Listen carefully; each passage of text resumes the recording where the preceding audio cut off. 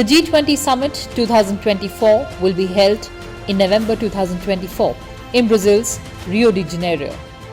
In a symbolic gesture marking the ceremonial handover of the G20 Presidency, Prime Minister Narendra Modi passed the gavel to Brazilian President Lula da Silva.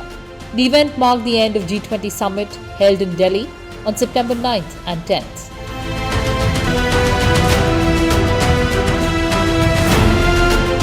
हमारी teams के hard work से और आप सभी के सहयोग से नई Delhi G20 leaders summit declaration पर सहमति बनी है।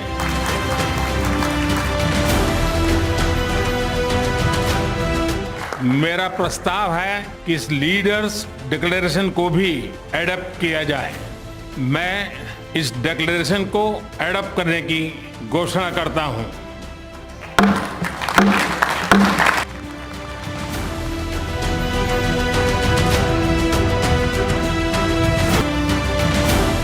During the closing session, Prime Minister Modi presented the gavel and extended his best wishes to Brazilian President.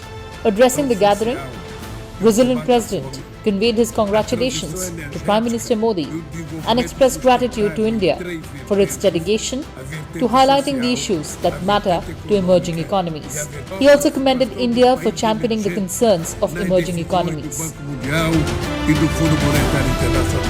Brazilian President also outlined 3 key priorities for the G20, and these include social inclusion and fight against hunger, energy transition and sustainable development, along with reform of global governance institutions. He also highlighted that 2 task forces will be created: the Global Alliance Against Hunger and Poverty and the Global Mobilization Against Climate Change.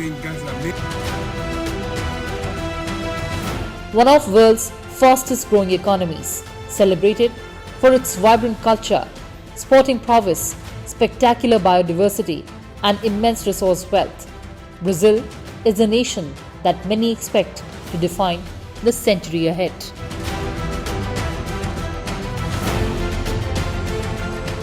Hello and welcome viewers, you're watching this special presentation of Sansad TV, Seeking Direct Answers with your host Kriti Mishra.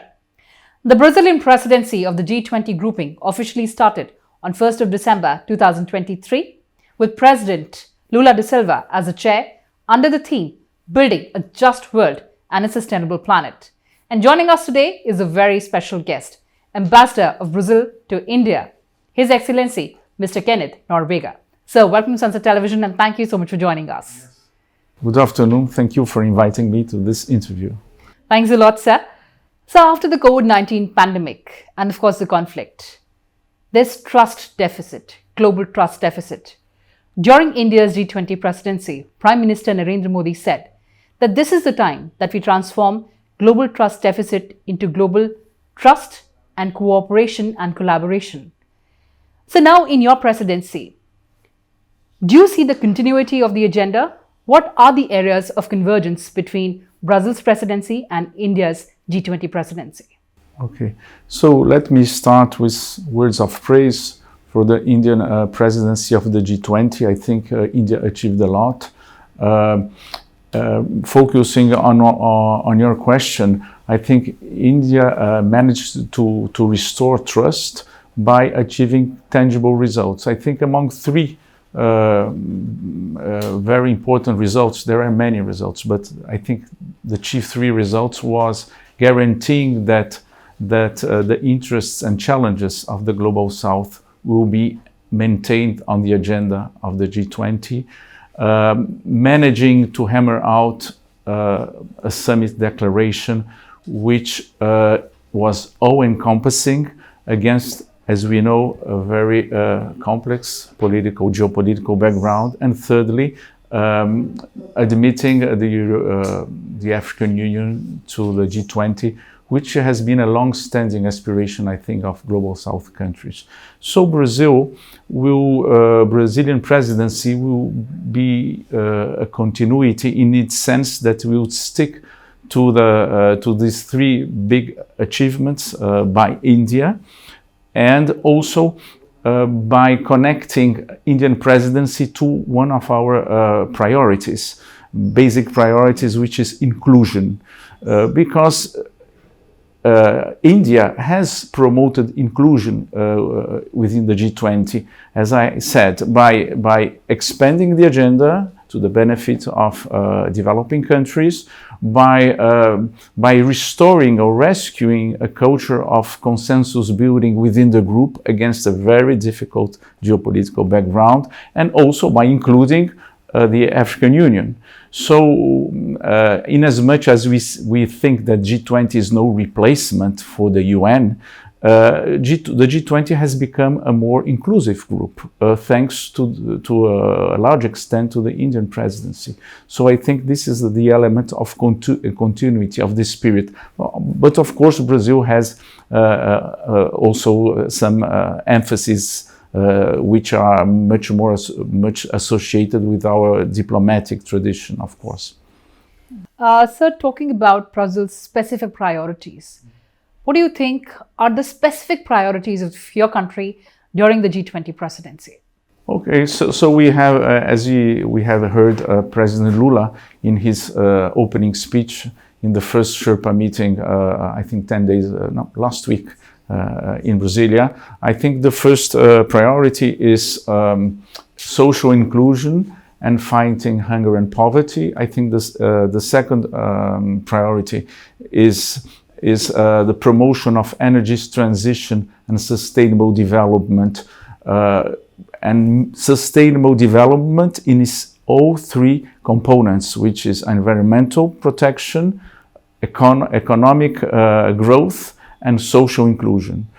And the third priority is the reform of the multilateral institutions of governance. So these are the three priorities. And in order to tackle in a more concrete way these challenges, Brazil is proposing to launch two task forces, one against hunger and poverty, and the second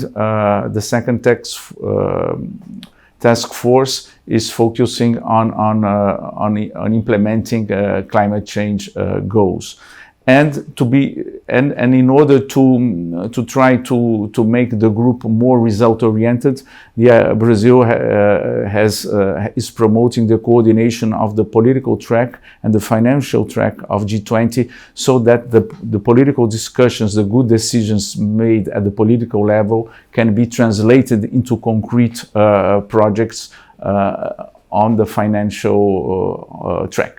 All right, sir. Thank you so much for taking us through the priorities of your country during the presidency of the G20 grouping.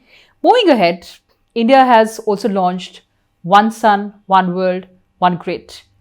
In fact, during its presidency, India also launched the Biofuel Alliance, the Global Biofuel Alliance. Brazil has been the founding partner as well. Take us through the importance of this alliance, keeping the principles of climate security in mind. Well, as you see, the Global Biofuel Alliance has been launched as a result of 2 or 3 years of multi-stakeholder dialogue between government officials, between industry representatives, think tankers, and this has resulted in a roadmap. The Global Biofuel Alliance is a roadmap. And the idea is to promote biofuel internationally so that biofuels can be part of the solution to energy transition. And it's important to note that biofuels in tropical countries of the global south can be a very effective solution in terms of decarbonization, much cheaper decarbonization, and in the process creating jobs and income for the agricultural sector. As we know, most of the south countries, southern of the south, are countries where a sizable portion of the population lives off agriculture. So this is very important. So this biofuel alliance in fact promotes one of the priorities of the Brazilian presidency, which is sustainable development. So you do the transition to a green economy while creating jobs and income for the poorest. This is about social inclusion. So again, the idea that when you fight climate change, you should not forget that you are fighting climate change, having to take on board the global south and the poorest in the global south. This is the idea. And also an important aspect of the Global Biofuel Alliance has to do with the idea of technological neutrality, in the sense that I think India and Brazil see energy transition not only depending on one technology. We have to find the technologies and the solutions which are more attuned, adapted to the realities of countries, and also to the multi-realities of countries, of big countries, where in one part of the country electrification is the best solution, in another part of the country it's biofuels, and so on and so forth. Absolutely, not one size fits all. Yes, not one size fits all. I think you nailed it. Thank you so much. So moving on, India-Brazil relations are witnessing new momentum after President Lula's visit to India during G20. How do you see this relationship actually blooming further? Well, let me just recall that Brazil and India are commemorating this year 75 years of diplomatic relations. And throughout this more than 7 decades, Brazil and India have closely coordinated in UN fora. I myself, on a personal note, I am a Brazilian diplomat who has been active in multilateral fora for some years, and I experienced firsthand day-to-day coordination with Indian colleagues. So this is really a reality. This long-standing coordination is a reality, and it has built trust between Brazil and India, this day-to-day coordination, exchanging views. So, and one landmark of this very, very long-standing coordination and trust building was the launching in 2006 of our strategic partnership during Lula's first tenure. Now Lula is back.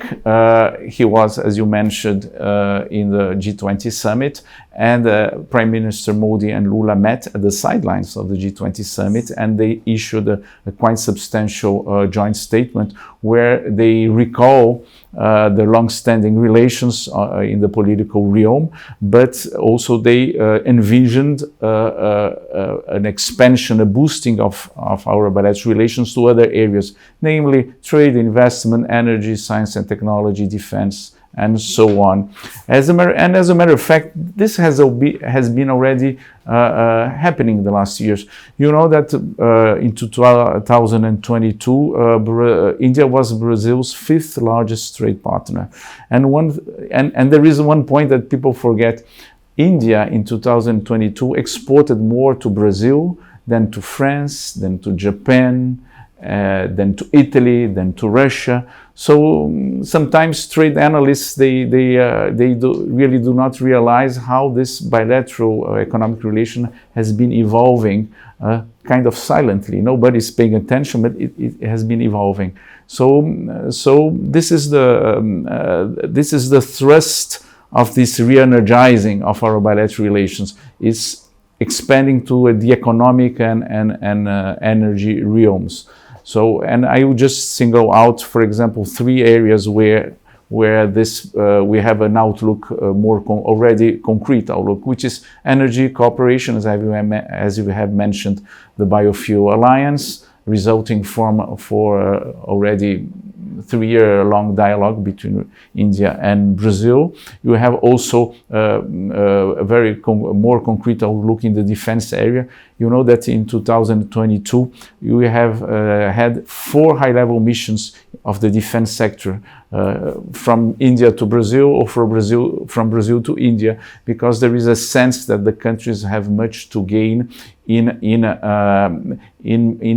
bonding, in establishing bonds and relations between their defense industrial sectors, and this is This will go on next year. We have already 2 high-level meetings, high-level missions, not meetings, high-level missions from Brazil to India early next year. And the third area is agriculture. As we have seen, Brazil has expanded its exports, agriculture exports to India, but India also has been finding markets in Brazil. And just one example, Brazil recently has given green light for the exports of millets to Brazil. So we are going to start also experiencing millets in our day-to-day meals in Brazil. Wonderful, sir. Wonderful knowing that the Brazilian platter will also boast of millets. Yes. So talking about another aspect, look at the North-South divide, the global challenges. We saw the pandemic. There's fertilizer problem, there's food security issue, there's terrorism, there's cybersecurity. How do we find concrete solutions to these very specific problems, not only for us, but for our future generations as well? Well, first, as I have mentioned at the outset, one of the priorities of Brazilian presidency is inclusion, social inclusion, but inclusion in the sense that in order to find responses to these very grave challenges of our contemporary world you have just mentioned, we need participation of a large constituency of countries. So India has contributed to expanding the inclusiveness of G20. But of course, we know that this is no replacement to the UN, where all countries are represented and all countries do have a say. So this is why we in this sense also it's an aspect of continuity of the Indian presidency and more a continuity of our traditional coordination, which is fighting for the reform of the Security Council of the United Nations, because it has been frozen in time in terms of participation, and this has curtailed the possibility of these fora discussing solutions to all these challenges. So this is why we are so much emphasizing the need to reform the institutions of global governance, because all these big challenges you have mentioned, they have to be discussed and solutions must be found with large participation in order that the outcome will be legitimate, because all these solutions proposed have to be legitimate, and also they have to take into account specificities and challenges and interests of a very broad number of countries and societies. So that's where we are in terms of helping finding solutions to all these big challenges you have just mentioned. Absolutely, sir. We need to have legit proposals. And you talked about global governance architecture. Of course, India has been focusing on expediting the reforms, and of course, UN Security Council being the case in point. So going forward, how do you see India and Brazil cooperating on this reform, particularly as far as the UN Security Council is concerned? Well, you know that we have traditionally coordinated within this G4 group, which is also with the membership of Germany, Japan, Brazil, and India. There we try to find ways to at least gradually winning support for this reform. The idea of working painstakingly on a day-to-day basis, looking for consensus and building trust. It's how we have been already from some years trying to move this agenda forward. You have mentioned the outset of your interview the word trust. I think this is the key word. Trust. If you don't have trust, the dialogue is not really substantial, right? Absolutely, sir. And before we wind up this conversation, your thoughts on India-Brazil relations ahead, your thoughts on your presidency, and your thoughts on global architecture, global governance, given the fact that now you would be heading the G20 grouping. Well, I think I have already mentioned, touched upon these issues, but if I would sum up in a few words, I think that social inclusion is underlies the whole of the Brazilian priorities in our presidency. Social inclusion also means continuity in terms of building on the legacy of the Indian presidency. So the idea of social inclusion, and in striving for social inclusion, striving for fighting also inequality as a dimension of the problem of social inclusion. So this is one of the key, I think, takeaways which we think we would like to see in the Brazilian presidency moving forward, building on promoting solutions for not only for the global south, but of course our emphasis is on the global south, because there has been a deficit of participation of the global south in contributing to the discussions and in placing their interests in these discussions. So this is if we manage to boost participation of global south countries, will be, I think, a good result. And also if we manage to implement, based on the consensus reached within this more inclusive G20, we can implement concrete plans to fight the big challenges of the contemporary world: climate change, poverty, hunger, and so on and so forth. So let's hope that we will have a very